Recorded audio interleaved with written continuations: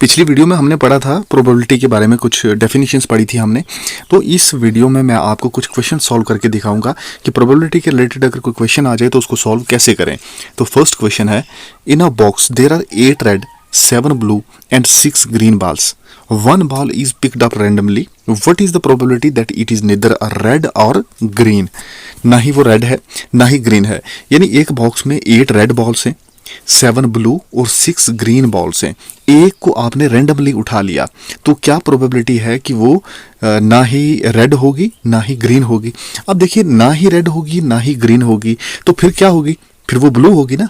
तो ब्लू कितनी है टोटल? लेकिन ये चीज़ भी हमें पता है कि प्रोबेबिलिटी क्या होती है। प्रोबेबिलिटी किसी भी इवेंट की जो होती है वो होती है number of favourable events divided by, या फेवरेबल आउटकम्स बोलते हैं आप उसको, favourable outcomes divided by total number of outcomes. तो ये होती है प्रोबेबिलिटी। अब प्रोबेबिलिटी अगर ये होती है तो यहाँ पे क्या होगा? देखिए, यहाँ पे हम क्या करेंगे कि प्रोबेबिलिटी जो होती है वो होती है number of favourable outcomes divided by total number of outcomes. तो नंबर ऑफ फेवरेबल आउटकम्स कितने हुए? 7, क्योंकि 7 ही बाल बचती है ना। यहाँ पे प्रोबेबिलिटी पूछी है, उसकी हमें निकालनी है, ना ही रेड हो ना ही ग्रीन हो। तो ना ही रेड हो ना ही ग्रीन हो, इसका मतलब कि वो ब्लू होगा। तो प्रोबेबिलिटी जो होगी ब्लू की, तो ब्लू की प्रोबेबिलिटी क्या रहेगी? ब्लू के लिए प्रोबेबिलिटी रहेगी नंबर ऑफ फेवरेबल 7 है हमारे पास, डिवाइडेड बाय टोटल कितने? टोटल है 8 7 और 6, कितने होते हैं? 15 15 और 8 और 7 होते हैं 15, 15 और 6 होते हैं 21। तो ये 21 आ गया, उसमें 7 ब्लू 21 वो। तो टोटल जो प्रोबेबिलिटी आएगी वो प्रोबेबिलिटी किसकी? निदर रेड नॉर ग्रीन की। तो वो बनेगी 7/21, यानी कि 1/3। 7 1 7 और 3 7 21। तो ये इस तरीके से 1/3 इसकी प्रोबेबिलिटी होगी कि प्रोबेबिलिटी कि ये जो बॉल हमने ड्रॉ किया वो ना ही रेड होगा ना ही ग्रीन होगा, इसकी प्रोबेबिलिटी 1/3 होगी। अब नेक्स्ट क्वेश्चन है, देखो यहां पूछा है कि what is the probability that a number selected from the numbers 1 2 3 4 so on up to 15। तो 15 तक जो हमारे पास नंबर्स हैं उनमें से ऐसा नंबर सेलेक्ट करने की क्या प्रोबेबिलिटी है कि वो नंबर जो है वो 4 का मल्टीपल हो। तो हमें पता है कि 1 से 15 तक 1 2 3 4 सो ऑन, अगर हम 15 तक जाएंगे तो लास्ट तक 15 तक हमारे पास 4 के मल्टीपल्स होते कितने हैं? 4 के मल्टीपल्स का मतलब कि वो नंबर्स जिनको 4 डिवाइड कर सके। तो वो 4 के मल्टीपल्स कितने होंगे हमारे पास? सबसे पहले हम देखते हैं, सबसे पहले देखो 4 जो है 4 भी 4 का मल्टीपल है, उसके बाद 8 भी 4 का मल्टीपल है, 12 भी है 4 का मल्टीपल है, 12 के बाद आपके पास 16 है। लेकिन 16 यहाँ पे आएगा नहीं, क्योंकि हमारे पास नंबर कितने हैं? हमारे पास नंबर हैं सिर्फ 15 तक, तो ये 16 उससे कट जाएगा। तो 4 8 और 12, तो टोटल कितने नंबर हुए हमारे पास? 1। टोटल नंबर है हमारे पास 1 2 और 3, 3 नंबर्स हैं। तो इसकी प्रोबेबिलिटी क्या निकलेगी? टोटल नंबर्स कितने? 15, और उसमें से फेवरेबल वाले कितने? 3 ही तो हैं, 4 8 और 12, जो कि 4 के मल्टीपल्स हैं। इसलिए जो प्रोबेबिलिटी होगी, प्रोबेबिलिटी किसकी? Probability of number which is multiple of, जो कि किसका मल्टीपल है?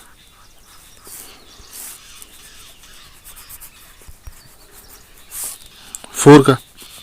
तो 4 के मल्टीपल जो होगा नंबर, उसकी प्रोबेबिलिटी क्या होगी? उसकी प्रोबेबिलिटी होगी 3 है वो हमारे पास, 4 8 और 12, और डिवाइडेड टोटल नंबर्स कितने? टोटल 15। 15 में से 3 ऐसे नंबर हैं जो 4 के मल्टीपल्स हैं 15 तक, 1 to 15। ओके, तो 3/15 का मतलब हुआ 1/5। क्यों? 3 1 3 और 3 5 15। तो 1/5 इसकी प्रोबेबिलिटी होगी कि एक ऐसा नंबर जो कि 4 का मल्टीपल हो 1 to 15 तक, तो उसकी प्रोबेबिलिटी क्या होगी। अब इसी से नेक्स्ट क्वेश्चन है कि if 3 coins are tossed simultaneously, एक साथ हम 3 कॉइन को टॉस कर रहे हैं, then the probability of getting at least 2 heads is, यानी कि 3 कॉइन्स को हम एक साथ टॉस कर रहे हैं, तो क्या प्रोबेबिलिटी होगी कि कम से कम 2 हेड्स आ जाएं। सबसे पहले मैं आपको बताना चाहूंगा कि इसकी सैंपल स्पेस क्या बनेगी। सैंपल स्पेस क्या बनेगी? सैंपल स्पेस होगी इसकी, जब हम 3 कॉइन्स को टॉस कर रहे हैं, तो हो सकता है कि तीनों में सबसे पहले हेड आ गया हो सकता है कि फर्स्ट और सेकंड में हेड हो, थर्ड में टेल हो सकता है फर्स्ट में हेड, सेकंड में टेल, थर्ड में हेड। ये भी हो सकता है कि पहले टेल आया हो पहले वाले कॉइन में, दूसरे वाले में हेड, तीसरे वाले में भी हेड आया हो। और ये भी हो सकता है कि सब तीनों में टेल आ गया हो। ठीक है, उसके बाद ये भी हो सकता है कि फर्स्ट में टेल आया हो, सेकंड में टेल आया हो, थर्ड में हेड आ गया हो। और ये भी हो सकता है कि फर्स्ट में टेल, सेकंड में हेड, थर्ड में टेल, और ये लास्ट ये भी हो सकता है कि हेड, टेल और टेल। यही बन पाएगा, इसके अलावा और कुछ नहीं हो सकता। क्योंकि हमें ये चीज भी पता है ना, मैंने आपको पहले ही बताया था कि 2 की पावर 3 यहाँ पे, क्योंकि 3 कॉइन्स को टॉस कर रहे हो ना, तो 2 की पावर 3, तो 2 की पावर 3 होती है 2 मल्टीप्लाई 2 मल्टीप्लाई 2, और ये होता है 8 के इक्वल। तो ये टोटल 8 होने चाहिए, 1 2 3 4 5 6 7 और 8। ये आ गया हमारे पास सैंपल स्पेस। तो जब हमारे पास सैंपल स्पेस आ गई, उसमें एलिमेंट्स हैं टोटल 8, तो टोटल नंबर ऑफ आउटकम्स कितनी होंगी? टोटल नंबर ऑफ आउटकम्स होंगी 8। तो टोटल नंबर ऑफ आउटकम्स जो होंगी वो है हमारे पास 8। लेकिन इसमें फेवरेबल कितनी है? हमें क्या पूछा है कि what is the probability of getting at least 2 heads, कम से कम 2 हेड्स हों। तो 2 हेड्स होने की प्रोबेबिलिटी क्या है? देखो यहाँ पे पूछा है कम से कम 2 हेड्स हों। एक थोड़ी सी बात पे क्लियर करना चाहता हूँ। देखो कई बार ऐसा पूछा जाता है एट लीस्ट और एट मोस्ट, इसमें बड़ा फर्क होता है।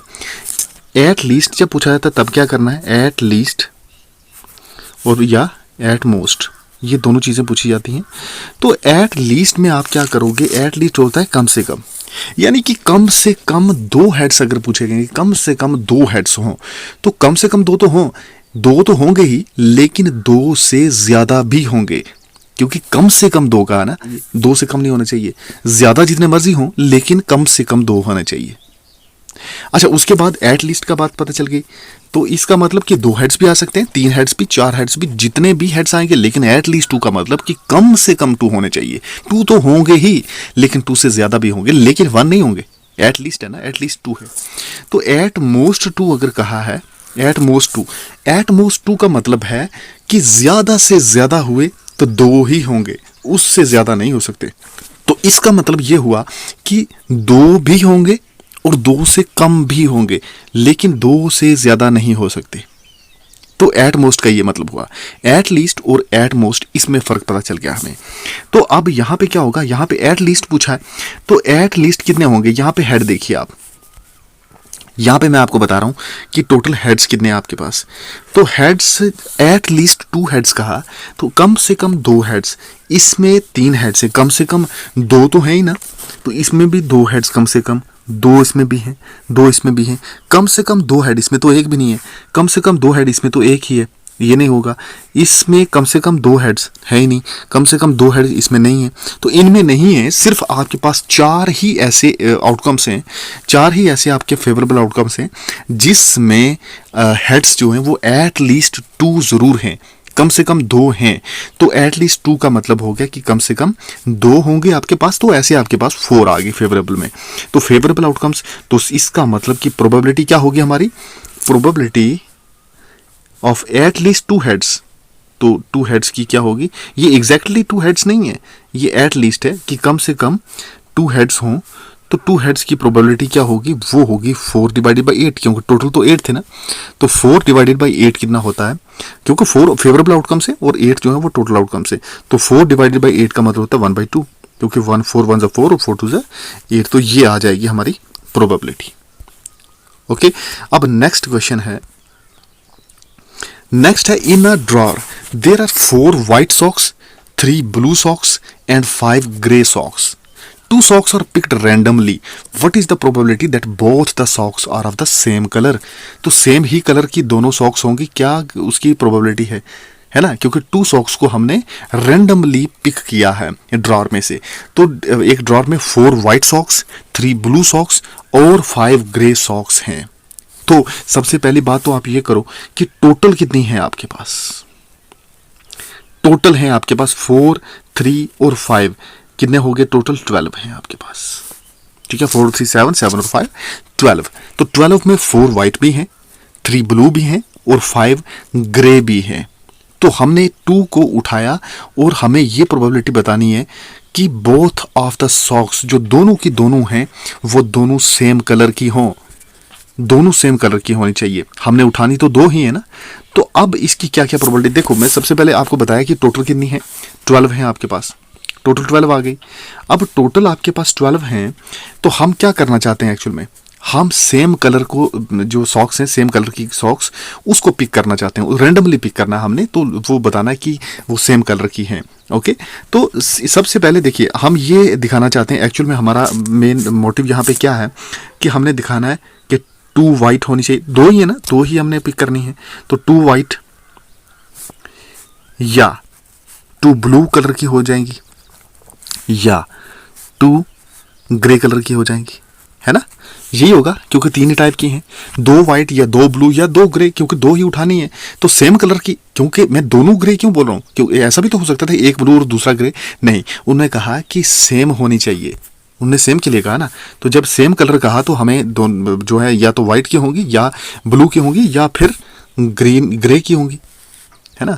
तो इस तरीके से आपने दो दो को आपने उठाना है। तो अब अगर आप वाइट की बात करें, देखो इसमें मैं अलग अलग तरीके से आपको करवाऊंगा। देखो अगर हम सिर्फ वाइट की बात करें कि वो वाइट की प्रोबेबिलिटी कैसे निकालें, सिर्फ वाइट के लिए मैं बात कर रहा हूं कि दोनों की दोनों वाइट हो जाएंगी, वो उसको भी पिक करने के 2 तरीके हैं आपके पास। ऐसा भी हो सकता है कि जो फर्स्ट वाली है वो वाइट हो, है ना, फर्स्ट वाली वाइट हो, तो फर्स्ट वाली वाइट होने की क्या प्रोबेबिलिटी है, ध्यान से देखना कि फर्स्ट वाले की प्रोबेबिलिटी ये होगी, वैसे वाइट हैं कितनी टोटल वाइट कितनी है, वाइट है हमारे पास टोटल 4 वाइट्स हैं। यहाँ पे देखेंगे आप कि 4 वाइट हैं टोटल हमारे पास, तो 4 वाइट हैं, इसका मतलब कि टोटल अगर जो फेवरेबल में कितनी आ गई हमारे पास, फेवरेबल में हमारे पास आ गई 4, तो लेकिन टोटल कितनी थी, टोटल तो 12 थी, है ना, तो टोटल 12, फेवरेबल में 4, तो इसका मतलब कि ये कितना हो गया टोटल, 4 1 4, 4 3 12, तो 1/3 आ गया। ठीक है, तो ये फर्स्ट वाइट है। तो ऐसा भी तो हो सकता है कि प्रोबेबिलिटी ऑफ सेकंड वाली वाइट हो, उसकी क्या प्रोबेबिलिटी है, सेकंड भी तो वाइट हो सकती है ना, तो फर्स्ट वाली और सेकंड अगर आपके पास वाइट होगी तो उसकी क्या प्रोबेबिलिटी होगी, फर्स्ट वाइट आ गई तो ठीक है, उसकी प्रोबेबिलिटी। अब जब हमने उसमें से फर्स्ट वाली ले ली, फर्स्ट वाली जो सॉक्स है उसको हमने वहां से पिक कर लिया, बाकी अब उस ड्रॉर में कितनी बची, 11 बच गई ना, क्योंकि टोटल 12 थी, तो अब बची हमारे पास 11 में से। लेकिन अब सॉक्स टोटल वाइट कितनी बची हैं, क्योंकि एक तो हमने उठा ली, बाकी बच गई हमारे पास 3 सॉक्स, क्योंकि 4 थी ना, वाइट हमारे पास 4 थी, तो उसमें से एक उठा ली तो 3 बच गई, टोटल 12 में से कितनी हो गई, वो 12 में से 11 हो गई, क्योंकि एक हमने वाइट वाली उठा ली है, तो 3/11 ये आ गया इसका। ओके, ये सिर्फ किसके लिए था, ये सिर्फ था वाइट की प्रोबेबिलिटी के लिए। अभी ये वाइट के लिए मैं बता रहा हूं आपको, वाइट के लिए ये था। और इसी तरीके से तो वाइट के लिए क्या निकला, वाइट के लिए फर्स्ट वाइट 1/3, सेकंड वाइट 3/11, है ना, तो सिर्फ वाइट की प्रोबेबिलिटी क्या होगी, 1/3 3/11 है ना, तो वाइट की प्रोबेबिलिटी सिर्फ क्या होगी, प्रोबेबिलिटी ऑफ वाइट के सॉक्स वो जो होगी वो वाइट होगी, उसकी प्रोबेबिलिटी होगी 1/3 × 3/11, तो ये 3 और ये 3 कट गया, आंसर आया 1/11 आपके पास। तो प्रोबेबिलिटी ऑफ वाइट 1/11 आ गई। वाइट की प्रोबेबिलिटी कितनी आ गई, आपने जब वाइट को लिया तो वाइट की प्रोबेबिलिटी, आप प्रोबेबिलिटी ऑफ वाइट लिख लीजिए, तो वाइट की प्रोबेबिलिटी आपके पास आ गई 1/11। ठीक है जी, वाइट की प्रोबेबिलिटी 1/11 आ गई। इसी तरह से हम करेंगे कि अगर वाइट नहीं बल्कि अब दूसरी ले लेते हैं हम, जैसे ब्लू ले लेते हैं, है ना, तो ब्लू मैंने आपको बताया कि किस तरह से आपने उसको उठाना है, सबसे पहले फर्स्ट वाले को देखो फिर सेकंड वाले को, तो ब्लू वाले केसेस में भी ऐसा ही होगा। अब यहाँ पे मुझे बताइए कि जो ब्लू हैं, टोटल ब्लू है कितनी हमारे पास, टोटल ब्लू है हमारे पास 3, ये हम देख रहे हैं, टोटल ब्लू हमारे पास 3 सॉक्स हैं, तो 3 सॉक्स ब्लू हैं, तो उसको निकालने की क्या प्रोबेबिलिटी होगी, सबसे पहले यहाँ पे मैं आपको बताता हूँ कि प्रोबेबिलिटी ऑफ ब्लू कि वो ब्लू होगी, वो प्रोबेबिलिटी क्या होगी, सबसे पहले फर्स्ट वाली ब्लू होगी, तो फर्स्ट वाली ब्लू होने का क्या चांसेस हैं कि 12 में से जो 3, क्योंकि 12 में से 3 ही ब्लू होंगी ना, 12 में से 3 ब्लू हैं, अभी हमने देखा कि 3 ब्लू हैं, लेकिन जब हमने एक को उठा लिया तो बाकी तो 11 बचेंगी ना, टोटल 12 थी, तो 12 में से एक कौन सी हमने उठाई, ब्लू वाली, तो 3 टोटल ब्लू हैं, एक हमने उठा ली, बाकी कितनी बच गई? 2 बच गई।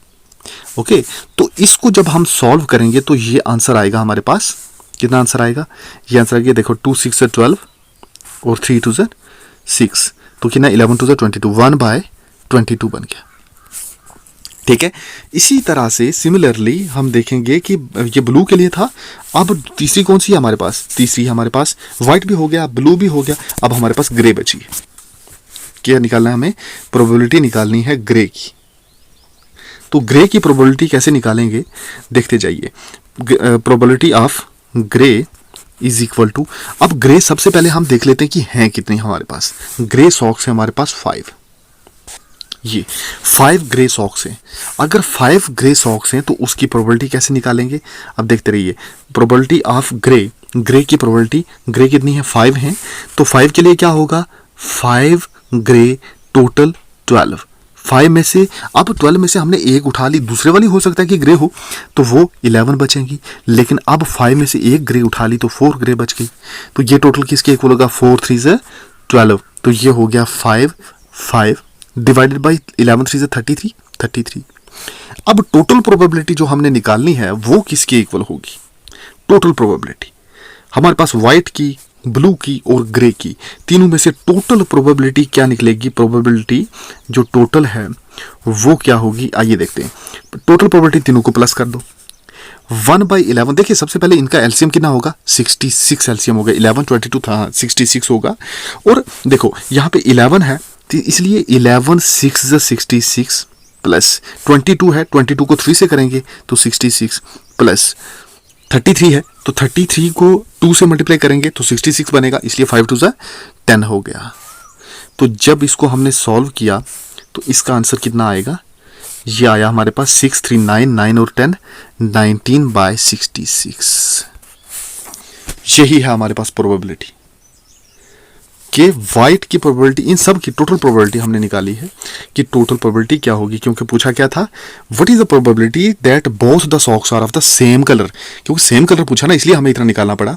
अगर पूछते कि both of them are grey, both of them are white, both of them are blue, ऐसा पूछते फिर तो आसान था। लेकिन यहाँ पे हमें क्या निकालना था? यहाँ पे हमें निकालना था कि सेम कलर। प्रोबेबिलिटी निकाली कि दोनों की दोनों सॉक्स जो आपने पिक की, आपने उठाई हैं, आपने रेंडमली पिक की, तो वो होंगी सेम कलर की। ओके, अब नेक्स्ट क्वेश्चन पे चलते हैं। The probability of getting exactly one head in tossing a pair of coins. Coin के पेयर को टॉस करना है। देखो पेयर के टॉस करने का मतलब कि 2 की पावर 2 यानी कि 4 आउटकम्स। पेयर मतलब 2 कॉइन्स को आप टॉस कर लीजिए, है ना। 2 कॉइन्स को टॉस करोगे तो आपके पास क्या क्या आउटकम्स होंगी? हेड हेड आ सकता है, हेड टेल आ सकता है, टेल हेड आ सकता है और टेल आ सकता है। सैंपल स्पेस यही तो बनेगी, है ना। तो ये सैंपल स्पेस बन गई। एग्जैक्टली वन हेड, तो एग्जैक्टली वन हेड इसमें कहाँ पे है? एक एग्जैक्टली वन हेड यहाँ पे, एग्जैक्टली वन हेड यहाँ पे है। यहाँ पे एग्जैक्टली वन कहाँ है? यहाँ पे तो 2 हेड है। यहाँ पे एग्जैक्टली वन क्या है? यहाँ पे तो हेड है ही नहीं, तो 2 है।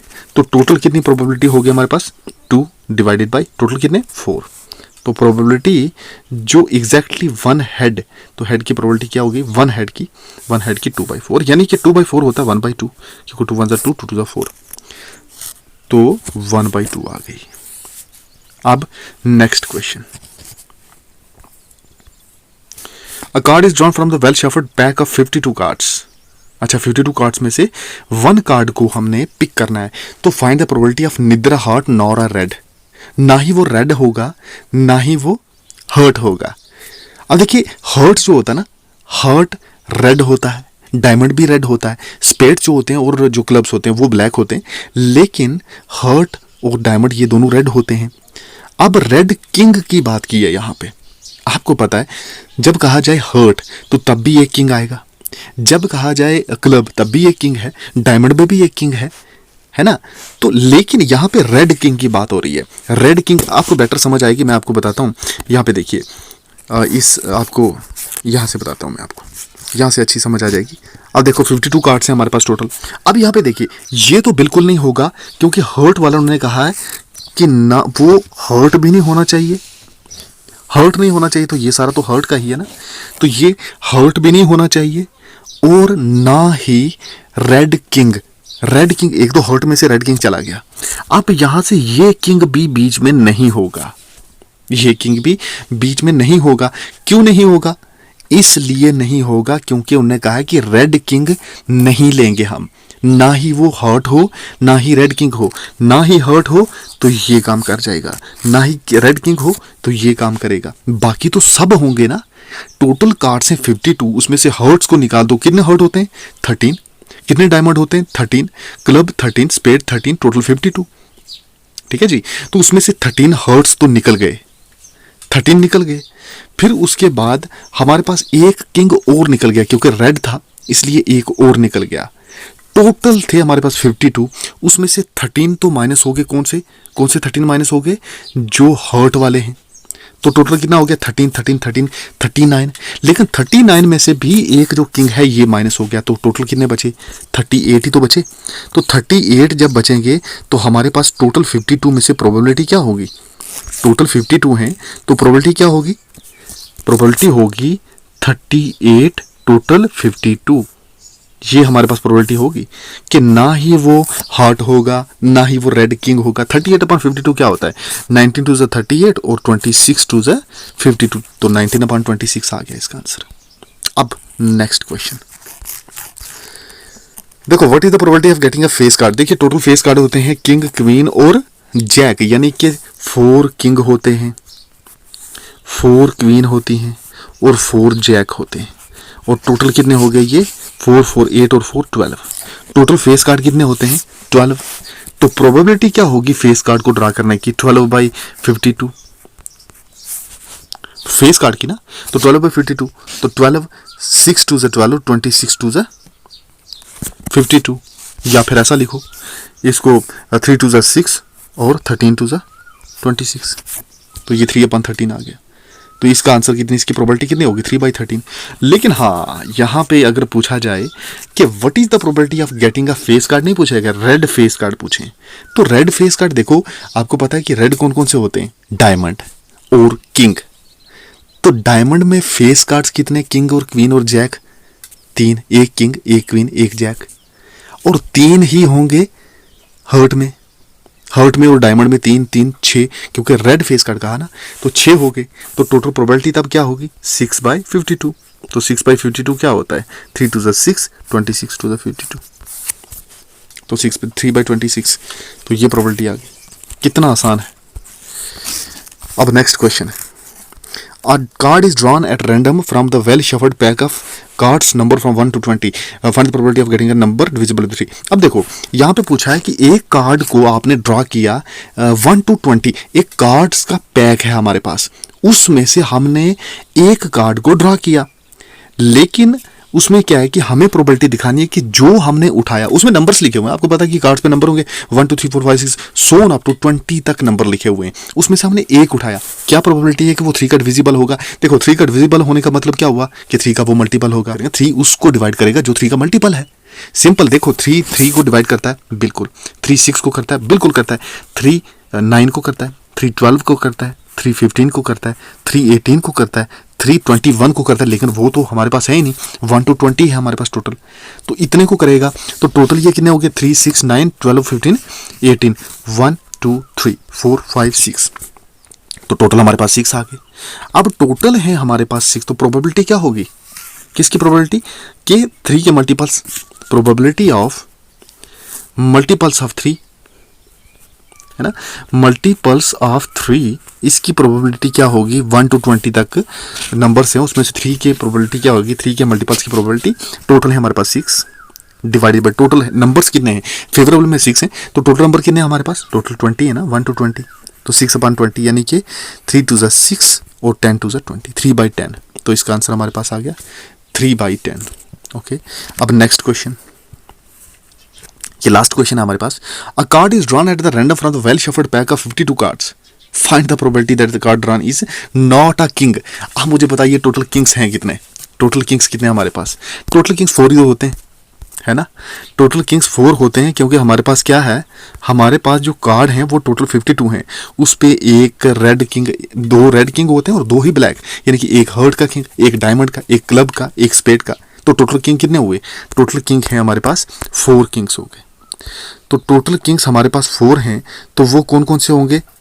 एक डायमंड का, एक हर्ट का, एक स्पेड का और एक क्लब का। तो इसी तरीके से टोटल प्रोबेबिलिटी जो होगी वो 52 में से 4 कार्ड्स, तो 4 1 जा 4, 4 13 जा 52, तो 1/13 प्रोबेबिलिटी आ गई। इस तरह से आप क्वेश्चंस को सॉल्व कर, देखो कितना टाइम लग रहा है, 5 सेकंड भी नहीं लग रहे। तो ऐसे आप क्वेश्चंस की प्रैक्टिस करते रहिए, आपके लिए अब काफ़ी आसान हो जाएगा ये प्रोबेबिलिटी का टॉपिक। तो आज हमारा ये टॉपिक कंप्लीट हो जाता है इसी के साथ। आप नेक्स्ट वीडियो में एक नया टॉपिक लेकर आएंगे, तब तक के लिए गुड बाय।